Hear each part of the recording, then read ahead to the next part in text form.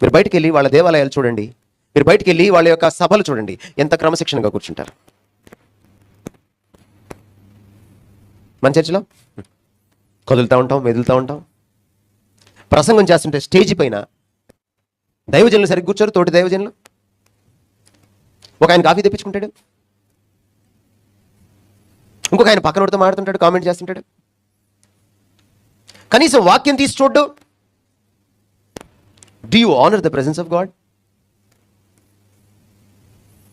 నేను క్రైస్తవంలో చూసిన ఇంకొక దరిద్రం ఏమిటంటే, ఇలాగ మనం తల ఉంచి ప్రార్థన అనగానే అప్పుడు వస్తారు అసిస్టెంట్లు. బ్రదర్, మీరు కాఫీ తాగుతారా?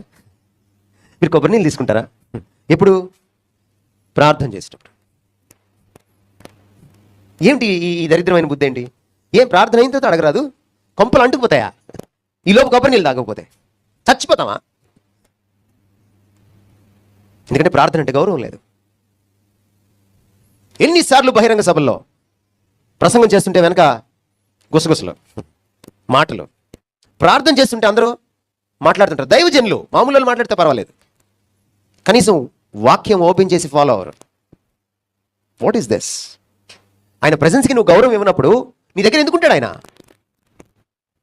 ఆయన నీ దగ్గర లేకపోతే నీ ప్రత్యేకత లోకానికి ఎలా తెలుస్తుంది? మోషేకి అర్థమైంది, నీకు అర్థమైందా? ఆయన నీతో లేకపోతే నువ్వు ఎలా మారుతావు ఆయనలాగా? ఆయనతో నువ్వు తిరగకపోతే, ఆయనతో నువ్వు కలవకపోతే, ఆయనతో నువ్వు గడపకపోతే, ఆయనతో నువ్వు స్నేహం చేయకపోతే నువ్వు ఆయనలాగా ఎలా మారుతావు? నువ్వు ఆయనలాగా మారకపోతే అసలు ఎందుకున్నట్టు నువ్వు భూమి మీద క్రైస్తవుడిగా, సంఘంగా? అసలు నువ్వు ఉన్నదే లోకం ఆయన్ని తెలుసుకోలేని పరిస్థితుల్లో ఉంటే ఆ అదృశ్యుడైన దేవుణ్ణి దృశ్యంగా చూపించడం కోసమే కదా నువ్వు.